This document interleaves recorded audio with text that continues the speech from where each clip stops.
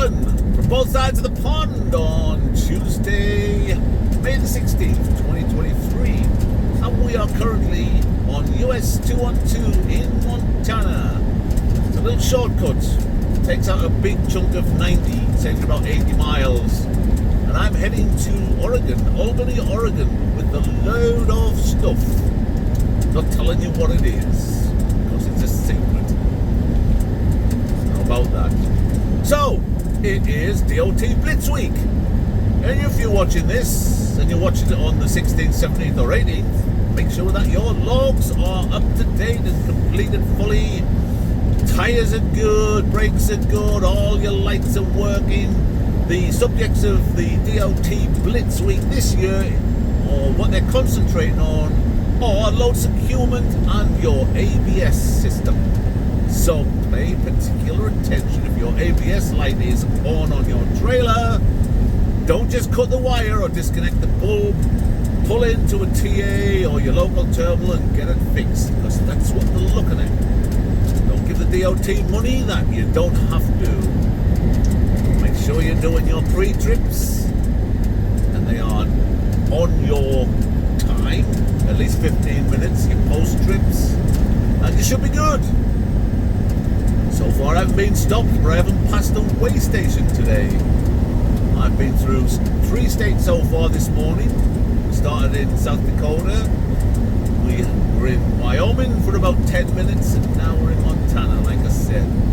This is a nice little road. It really does cut off a big chunk of your journey if you're going on I-90 heading west. And it comes out right on where the Battle of Little Bighorn was, otherwise known as Custer's Last Stand. Got himself all mixed up in custard. What a bloke. But it's a beautiful day. It's 61 degrees Fahrenheit according to my truck temperature gauge. Nice and sunny, which makes a change. I've been in the rain for about the last 3 days. I'm sick of rain. And yeah, enjoying doing dry van. If you've been watching my previous videos, you would know that the 3 companies I worked for prior were all reefers or refrigerated trailers. So I've been transporting cool goods like meats, ice cream, drinks, you know. And the biggest problem is with reefer work is there's a lot of waiting. A lot of sitting about waiting to get loaded, a lot of sitting about waiting to get unloaded. All of these cold storage facilities, not all of them, but a lot of them, the majority of them, they're slow. They tend to use, some of them use lumpers, so you have to pay a lumper fee.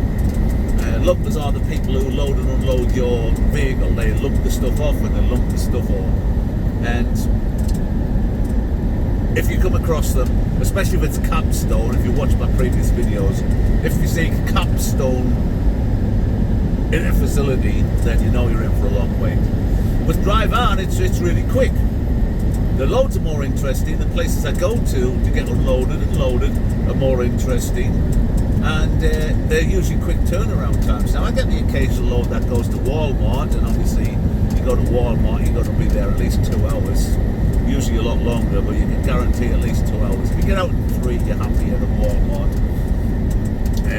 Well, like this load I've got now, I was in and out of the facility in about 25 minutes.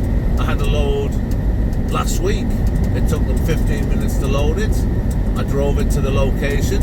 It took them 15 minutes to unload it. 30 minutes to load and unload the vehicle. You know, with reefers, it's hours, and occasionally it's days. That was highlighted to me earlier on this. No, where was last week? Sorry, the weekend. My bad. It was either Saturday or Sunday. I lose track of time. So anyway, I was driving through Liberal, Kansas, and I was planning on staying at the Louvre that's at Liberal. It's right next to a kill plant or a meat packers, whatever you want to call it. And it was full of predominantly bobtails, and they're all waiting to get loaded. Well, they drop the trailers in the kill plant, and then they wait, and then they get a phone call saying, "Hey, you ready?" And then they go back. But it's usually a long wait, and I remember that. So anyway, it was full, so I had enough time on my clock to get to Dodge City. So I said, I'll go to Dodge City. I know there's a Flying J and the Loves there. The first one I come across was the Loves. It was full. Predominantly bobtails, and I would imagine all of them waiting for their loads from the kill plant or the meat packers. So it's bugger it. Goes to the Flying J, which is really where I wanted to go, so I could get a shower, because I get unlimited showers at the Flying J, because that's who we use for our fuel. And there was about 2 spots left. So pulls in, goes for a shower, gets back to the truck, shuts the curtains, gets up in the morning, and I had about because I had an easy day, I had about a 12-hour break. And what I noticed was nearly all the trucks that were there when I got there were still there, which is unusual, because most drivers, they'll do a 10-hour break and then they'll leave. They want to maximise their drive time. So went in, got my coffee, and just happened to mention to the guy behind the counter, so glad I don't do reefers anymore. I remember sitting about waiting at the kill plants for a load, and it drives you crazy. Well, there was a driver there, a young lady who'd only been driving for about a week, working for KLLM, and her and 3 other KLLM trucks had been waiting there 4 days to get loaded. So you see the big difference. Makes the jobs so much nicer. Dry van, a lot less waiting. Reefers, where a lot of companies, if they run both dry van and reefer, will pay a couple of cents less per mile for dry van, to try and offset the amount of time you'll be sitting about waiting. Me, I prefer to be on the road and driving. Other good thing I like about this company is they asked me how I like to run, and I told them, and they have tailored loads to suit that. The last 3 mega carriers I worked for, the last 3 companies, all mega carriers, they ask you how you want to run, and then they run you the way they want. Like for instance, when I worked at Martin, they don't want you to do a 34-hour reset. And I got that from my fleet manager, from another fleet manager, and their manager. They don't want us to have a day off, they want us to run recaps, and they tailor their loads to ensure that happens, which is really annoying. I took it up with the operations manager, a guy called Dan, and based in Wisconsin. And this just applies to over-the-road drivers. Regional drivers go home on a weekend. I'm talking about over-the-road, which was I was. And his basic comment was, because there's a minimum wage guarantee, why should we pay you to sit around?